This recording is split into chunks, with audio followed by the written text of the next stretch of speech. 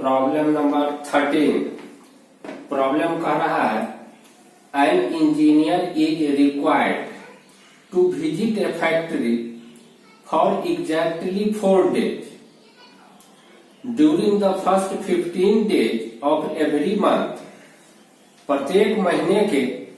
शुरुआती 15 दिनों में एग्जैक्टली 4 दिन उसको फैक्ट्री जाना है। And it is mandatory that no two visits take place on consecutive days. और यह जरूरी है कि जिस 4 दिन वह फैक्ट्री जाता है उसमें से कोई भी 2 दिन लगातार नहीं होना चाहिए, यानी आज भी गए और कल भी गए ऐसा नहीं, बीच में गए जरूरी है। Then the number of all possible days in which such visits to the factory can be made by the engineer during 1 to 15 June 2021 is। तो 1 से 15 जून 2021 में 1 से 15 जून के बीच इस तरीके से 4 दिन का विजिट वह कुल कितने डिफरेंट तरीके से कर सकता है।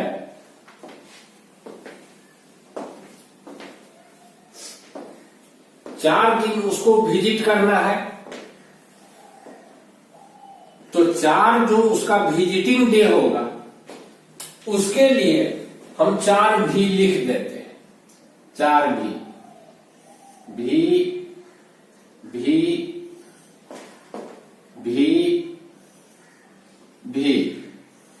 यह 4 जो लिखा हुआ है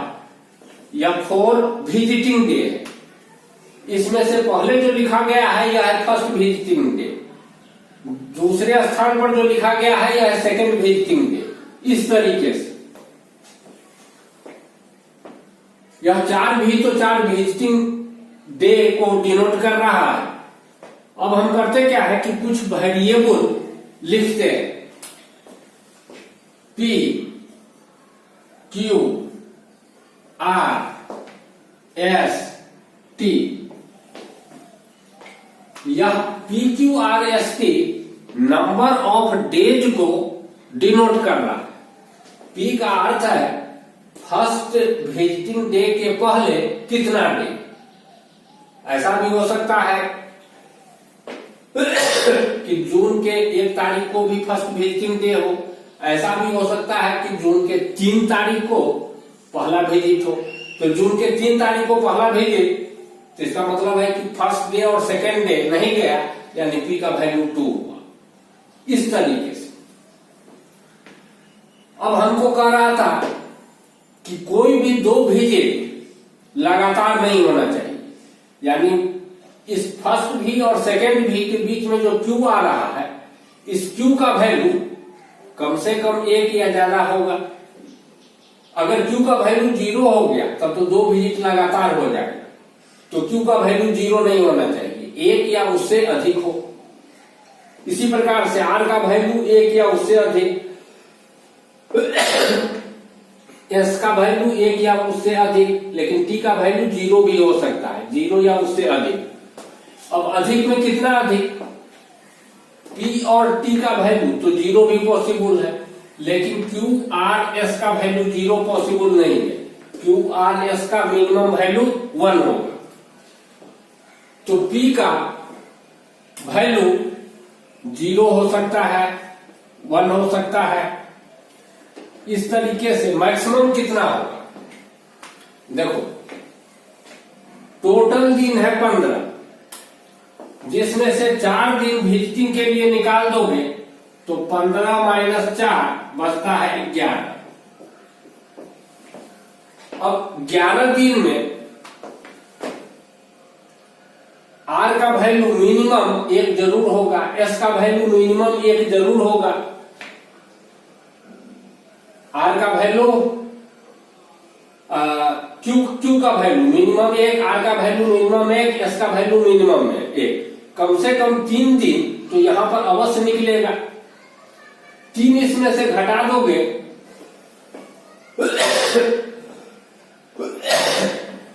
तो आएगा 8, यानी p का वैल्यू मिनिमम 0 मैक्सिमम 8, q का मिनिमम वैल्यू 1 होगा, 2 होगा, इस तरीके से बढ़ेगा, मैक्सिमम कितना जाएगा। इस 11 दिन में से कम 2 दिन, कम से कम 1 दिन R के लिए और कम से कम 1 दिन S के लिए तो निकल जाएगा। तो 11 में से 2 दिन घटेगा तो 9 बचता है, तो Q का मैक्सिमम वैल्यू 9 हो सकता है, Q का मैक्सिमम वैल्यू 9 हो सकता है। इसी तरीके से यह R जो है इसका भी मिनिमम वैल्यू 1, 2 मैक्सिमम 9, S का मिनिमम 1, 2, 3 से लेकर के 9 तक, लेकिन T का वैल्यू जैसे P का वैल्यू था 0 से 8, इसी तरीके से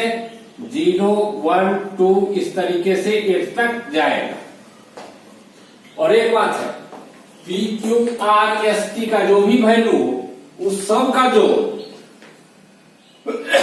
11 अवश्य होगा,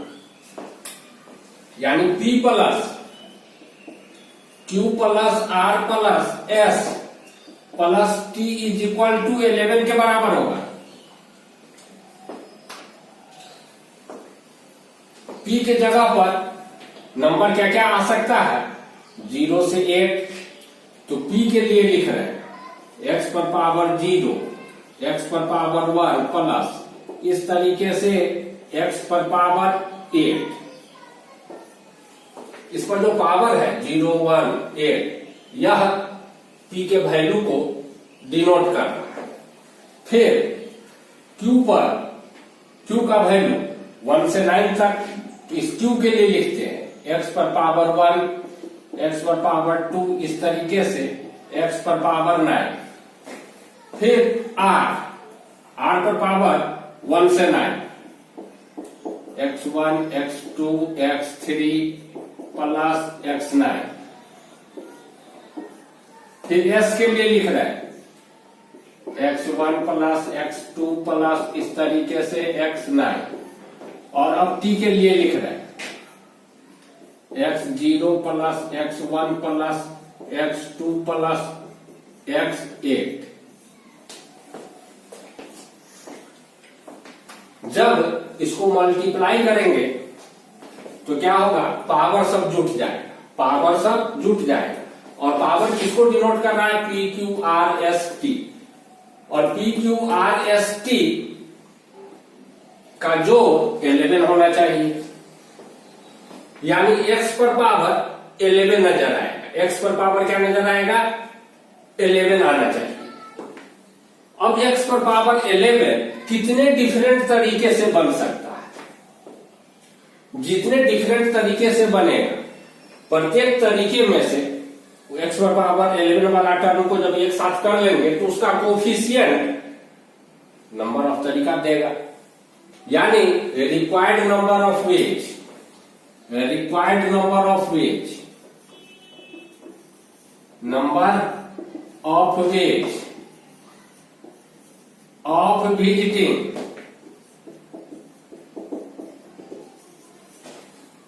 the factory is equal to क्या हो जाएगा, coefficient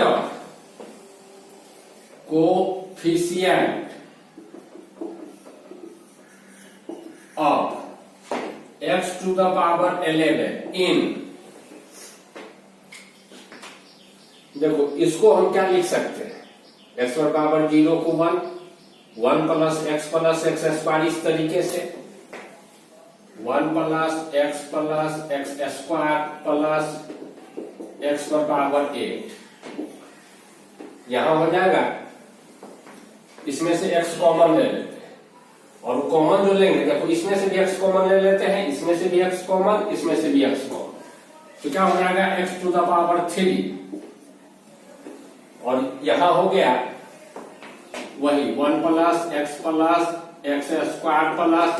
x to the power 8 बचा। जब x कॉमन ले लिए तो x पर पावर 8 बचा, इसमें से भी x कॉमन ले चुके हैं, तो 1 plus x square plus x पर पावर 8, फिर इसमें से भी ले चुके हैं, इनटू, जगह नहीं है इधर लिखते हैं, 1 प्लस एक्स पर पावर 8, और फिर यह तो जो है वही लिखाएगा, 1 plus x square plus x to the power 8। अब देखो यहां पर एक्स क्यूब है, एक्स क्यूब के बाद जितना है उसको जब मल्टीप्लाई करके हम लिखेंगे एक्सपेंड करके, उसमें एक्स पर पावर 8 जहां पर आएगा, एक्स पर पावर 8, वह एक्स पर पावर 8 इससे मल्टीप्लाई होकर के एक्स पर पावर 11 बना देगा, यानी एक्स क्यूब इंटू इतना में एक्स पर पावर 11 का कोफिशियंट वही होगा जो कोफिशियंट ऑफ एक्स पर पावर 8 इन, इस एक्स क्यूब को हटा दो और यहां से यहां तक लिखो, यहां से यहां तक क्या है, 1 plus x square plus x to the power 8, 5 बार चूंकि आ रहा है 5, इसका पावर 5, इसके एक्सपेंशन में एक्स पर पावर 8 का जो कोफिशियंट होगा वही इसमें एक्स क्यूब इंटू दिस, इसमें एक्स पर पावर 11 का कोफिशियंट होगा। तो जरा मिटाते हैं, इसके बाद आगे कैलकुलेशन करते हैं। That is equal to coefficient of x to the power 8, coefficient of x to the power 8 in, देखो ध्यान से, हम एक्स पर पावर 8 का कोफिशियंट खोज रहे हैं, इसके आगे अगर हम यह लिख दे 1 plus x square plus x 8 तक है इसमें, और आगे लिख दे x9 प्लस x10 प्लस, इस तरीके से टू इन्फिनाइट टर्म, यानी पावर बढ़ता जा रहा है, पावर बढ़ता जा रहा है, तो इसमें एक्स पर पावर 8 का कोफिशियंट वही होगा जो इसमें एक्स पर पावर 8 का कोफिशियंट होगा। क्यों? क्योंकि यह एक्स पर पावर 9 ऐसा 5 ब्रैकेट है, पावर 5 है यानी 5 बार मल्टीप्लाई है, तो किसी भी एक ब्रैकेट में से एक्स पर पावर 9 को दूसरे ब्रैकेट के, बाकी ब्रैकेट के किसी भी टर्म से मल्टीप्लाई करोगे तो कभी भी एक्स पर पावर 8 नहीं मिलेगा। एक्स पर पावर 8 यहां से लेकर के यहां तक जो एक्स पर पावर है, इसी के आपस में मल्टीप्लीकेशन से एक्स पर पावर 8 संभव हो पाएगा। इसीलिए इसके एक्सपेंशन में एक्स पर पावर 8 का कोफिशियंट और इसके एक्सपेंशन में एक्स पर पावर 8 का कोफिशियंट, दोनों में एक्स पर पावर 8 का कोफिशियंट सेम होगा। तो हम ऐसे लिख सकते हैं, that is equal to coefficient of x to the power 8 in infinite geometric progression के सम का फार्मूला यूज करते हुए इसको हम लिख सकते हैं 1 by 1 minus x to the power 5, first term by 1 minus common ratio, यानी a by 1 minus r, that is equal to coefficient of x to the power 8 in, इसको हम लिख सकते हैं 1 minus x to the power minus 5, 1 minus x denominator में है, इसको ऊपर ले जाकर के, ठीक है, हम ऐसे पावर में माइनस लगा करके लिख सकते हैं। अब तुम जानते होंगे कि coefficient of x to the power r in 1 minus x to the power minus है, इसके एक्सपेंशन में एक्स पर पावर r का कोफिशियंट किसके बराबर होता है, n plus r minus 1 CR, इसके बराबर होता है। इस फॉर्मूले के आधार पर हम क्या रिजल्ट लिखेंगे, 5 plus 8 minus 1 C, 8 that is equal to 13 में से 1 घटा 12 -C8 that is equal to factorial 12 by factorial 8 factorial 4 factorial 8 से कटेगा 9 into 10 into 11 into 12 by factorial 4 को 4 इंटू 3 इंटू 2 लिख देते हैं 4 इंटू 3 12 11 को 9 से मल्टीप्लाई करेंगे 99 उसको 10 से मल्टीप्लाई करेंगे तो 990 और बाई 2 अब 2 से इसको डिवाइड कर दो दैट इज इक्वल टू 495 यानी 495 तरीके से वह फैक्ट्री को 4 दिन विजिट कर सकता है 495 अलग अलग तरीके से वह फैक्ट्री को 4 दिन विजिट कर सकता है ताकि 2 कॉन्सेक्यूटिव डे उसका विजिटिंग डे नहीं। तो जरा आंसर चेक कर लेते हैं।